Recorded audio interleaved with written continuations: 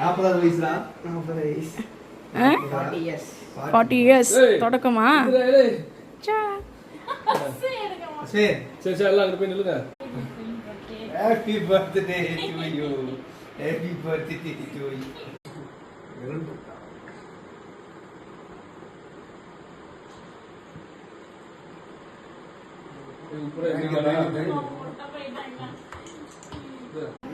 ரொம்ப நன்றி நன்றி.